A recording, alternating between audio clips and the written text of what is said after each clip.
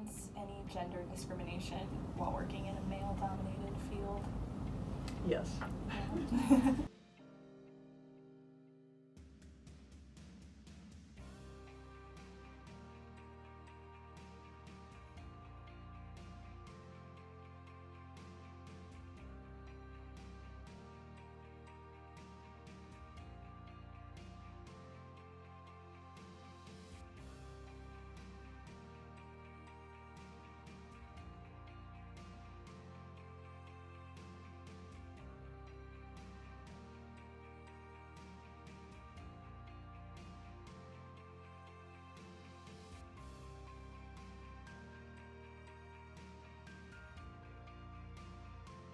There definitely seem to be more,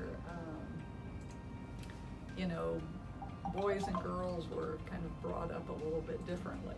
Now in my house it wasn't that way, luckily. You know, like I said, my mom went to college, and so you know, in our family the girls were treated the same as the boys. We did a lot of the same things, and were pushed to do a lot of the same things, but I know looking around at, you know, friends and other people, it was, you know, and I think it's still the case, boys are, you know, brought up to build and play with things in a different way than girls are, and I think,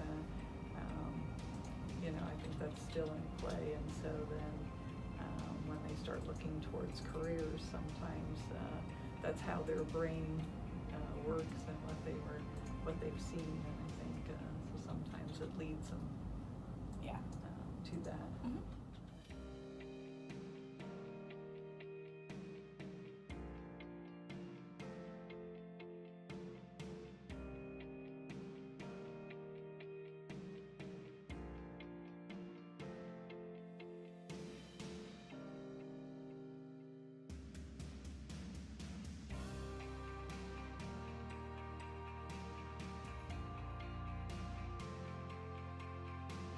Well, when I was in the engineering school at Marquette, we had 3 women in the entire engineering school. So it definitely was a male-dominated field, but I wouldn't say I had any gender inequality in my classes. They treated the girls just the same as the boys, but in my medical training, there was, because I was in a surgical arena, they definitely, it was called the Old Boys Club, and they didn't really want women in surgery, and so they tried to make it much more difficult and make it harder on them, and treat them in sometimes some unpleasant ways so that maybe they would leave surgery. And then, you know, through my career, it's definitely a bit different as far as the pay scale. Males tend to make more than females.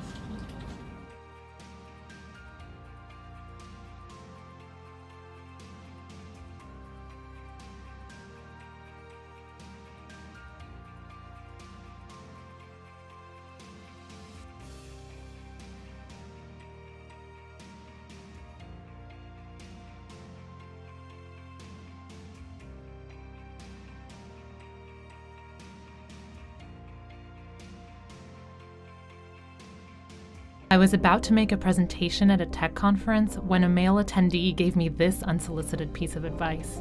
Don't be nervous, you're hot. No one expects you to do well. I'm a software engineer, and I'm regularly asked to take notes in meetings. None of the men are asked to do that.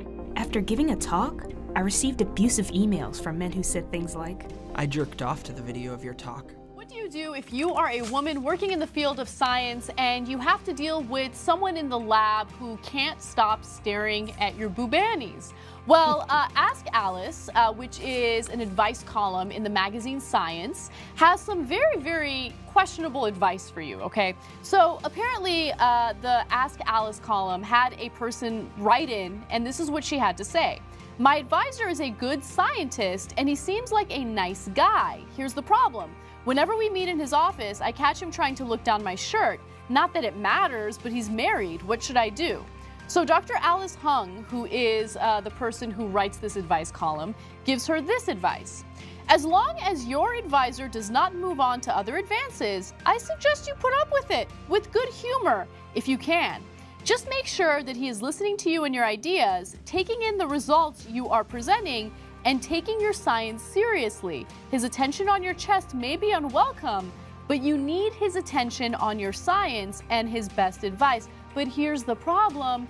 He's not paying attention to the science, he's paying attention to her mammaries. As a country, we have woken up to the ways women's lives are impacted by sexual harassment. The time has come to focus on academic institutions, especially in male-dominated fields like science, engineering, and medicine. Together, we can do better by creating a climate that discourages all forms of sexual harassment, including sexual coercion, unwanted sexual attention, and gender harassment. Research shows that we must do more than attend occasional training sessions and review vague policies and procedures.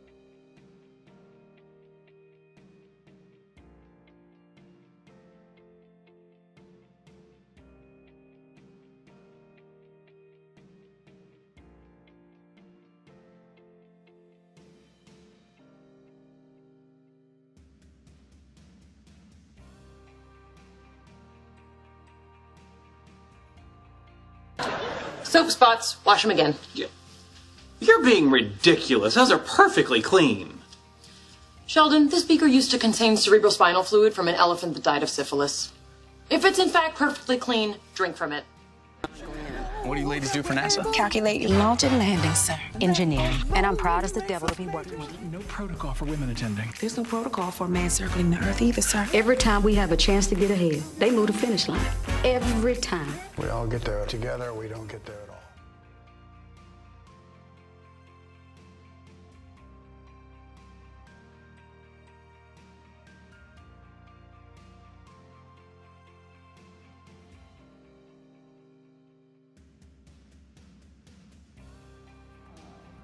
I think, everybody needs to follow whatever their passion is.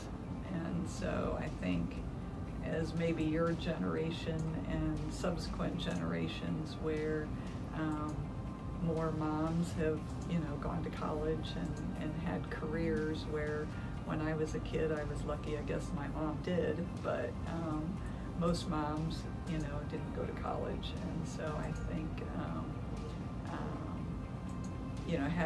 having a role model, maybe an aunt or a cousin or a friend that is in one of those fields, I think is good. But I think probably even when kids are in, elementary school, trying to